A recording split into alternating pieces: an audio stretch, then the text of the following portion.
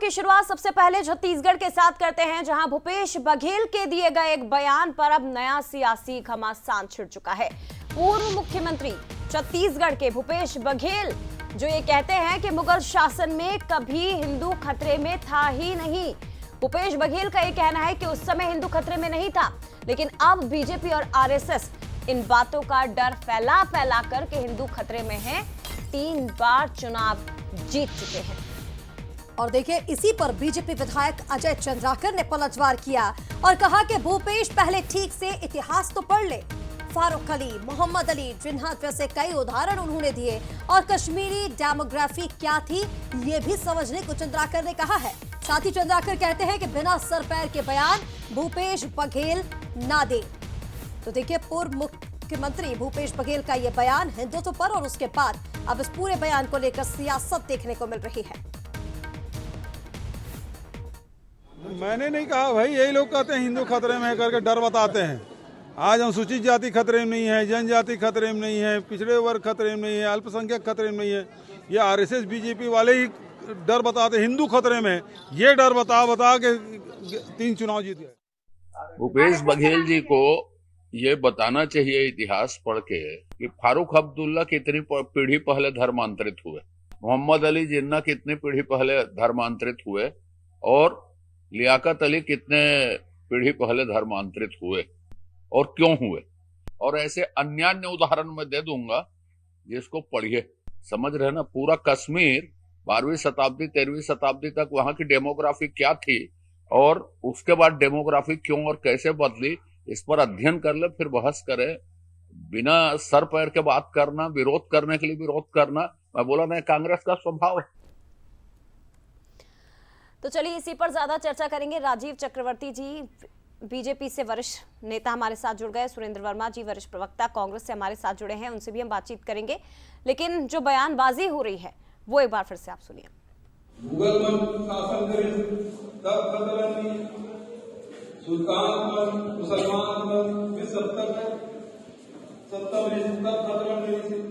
लेकिन जब से ये आरएसएस और बीजेपी और भारतीय जनता पार्टी सरकार में है, तब से हिंदू खतरा और वही खतरा बता के पूरा हिंदू मतलब एक कर रहे। आजकल हिंदू नहीं कहा, अब सनातनी हो गए। अब हिंदू नहीं रहेगा, सनातनी धीरे धीरे बदलते हैं। और राजीव चक्रवर्ती जी बीजेपी से वरिष्ठ नेता हमारे साथ इस वक्त जुड़ गए हैं। राजीव जी, बहुत स्वागत है आपका। एक नया बयान जो भूपेश बघेल की ओर से दिया गया है कि मुगल काल में जो स्थिति हिंदुओं की नहीं थी वो अब बीजेपी बना रही है अपनी बातें बोल बोलकर। और ये तक उन्होंने आरोप लगा दिए कि जिस तरह से बीजेपी और आरएसएस यही डर दिखा दिखा कर देश में हिंदुओं को डराने की कोशिश कर रही है कि हिंदू और अल्पसंख्यक खतरे में है, वो केवल और केवल चुनाव जीतने का काम करे। यानी कि राजनीतिक हथकंडा आप लोगों ने बना लिया है इसे। देखिए, ये तो भूपेश बघेल जी को समझना पड़ेगा कि धर्मांतरण के जितने केस लगातार छत्तीसगढ़ में बढ़ रहे हैं और जिस प्रकार से आज बस्तर की जो गांव-गांव में जो लड़ाइयां चल रही वो उसकी जो बीज है भूपेश बघेल जी ने रोपी अल्पसंख्यक समुदाय के वोट लेने के लिए। उल्टा चोर कोतवाल को डांटे, एक कहावत है, वही कहावत चर्चार्थ कर रहे हैं। लगातार हिंदुओं का दमन करना, उनके द्वारा हिंदुओं के अधिकारों की कटौती करना, ये कांग्रेस का सबब रहा है। कांग्रेस अगर देखेंगे तो कांग्रेस ने देश का विभाजन करवाया मुस्लिम लीग के साथ एक टेबल पर बैठकर, और उसके नुमाइंदे भूपेश बघेल जी इस प्रकार से अनर्गल आरोप लगाते हैं।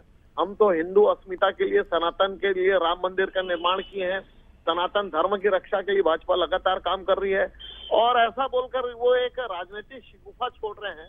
उसके अलावा कुछ नहीं कर रहे हैं भूपेश बघेल जी। ये दुर्भाग्यजनक घटना है कि जिस पार्टी ने कहा कि राम का अस्तित्व नहीं है, जिस पार्टी ने राम मंदिर के विरोध के लिए पैनल्स ऑफ लॉयर खड़े किए सुप्रीम कोर्ट में, और वो पार्टी के लोग कहे कि हिंदू भाजपा के लिए खतरा है और कुछ नहीं कर रहे हैं, ये बहुत हास्यास्पद है और निंदनीय है। ठीक है राजीव जी, सुरेंद्र जी भी हमारे साथ बने हुए हैं, उनसे भी जरा जवाब ले लेते हैं। सुरेंद्र जी बताइएगा, अब वो ये कह रहे हैं कि भूपेश बघेल जरा इतिहास पढ़ ले, और क्या जरूरी है हिंदुत्व का आस्था से ज्यादा राजनीति में इस्तेमाल करना और बार बार इस मुद्दे को राजनीति में उठाना? धर्म का राजनीतिक उपयोग जो है आरएसएस और भाजपा का राजनीतिक टूल्स है।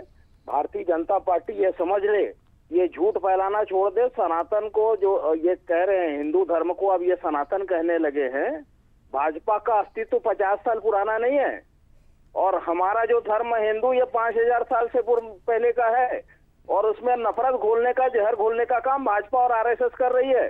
छत्तीसगढ़ का एक मजदूर केरल में मार दिया गया केवल इसीलिए, ये जो धार्मिक एजेंडा, जो नफरती एजेंडा इनका है, जो एक वर्ग के खिलाफ दूसरे वर्ग को खड़ा करने का ये जो झूठ फैला रहे हैं, बांग्लादेशी रोहिंग्या के नाम पर पूरे देश में भ्रम फैला रहे हैं। कार्रवाई तो कर नहीं पा रहे हैं। 12 साल से सरकार है केंद्र में, इनकी घुसपैठ यदि हो रहा है तो किसकी नाकामी है? और राम मंदिर के नाम पर चंदा खाने वाले, छत्तीसगढ़ में राम वनगमन पथ का काम रोकने वाले यही है। गाय गोबर गंगा जल के नाम पे राजनीति करते हैं। आज गायें जो है गोठानों से बाहर करके सड़कों पे दुर्घटना का शिकार हो रही है। तो ये भाजपा केवल चंदा चोरी, जमीन दलाली और वोट की राजनीति के लिए धर्म का उपयोग करते हैं। अभी कह रहे थे राम के अस्तित्व को नकारा। पहली बार यदि किसी ने राम सेतु के अस्तित्व को नकारा तो वो अटल सरकार थी। टी.आर. बालू जहाजरानी मंत्री थे, उन्होंने कहा ये काल्पनिक है। और आखिरी बार किसी ने नकारा है तो वो मोदी सरकार 2017 में राज्यसभा में इनके मंत्री ने लिखित बयान दिया कि उसका कोई साइंटिफिक अस्तित्व नहीं है। तो ये भारतीय जनता पार्टी अवसरवादी राजनीति करती है, धर्म के नाम पर केवल हिंसा और नफरत भड़काने का काम करती है। ये धर्मद्रोही है। इनके राज्य में सबसे ज्यादा बीप कंपनियां संचालित है, जिनसे चंदा खाने का काम हिंदुत्व के नाम पर राजनीति नहीं होनी चाहिए। फिलहाल आप दोनों का हमारे साथ जुड़ने के लिए बहुत शुक्रिया। देखना ये होगा कि हिंदुत्व के नाम पर ये जो बयान दिया गया है, इसको लेकर सियासत आगे और कहां तक जाती है। चलिए आगे बढ़ेंगे और अब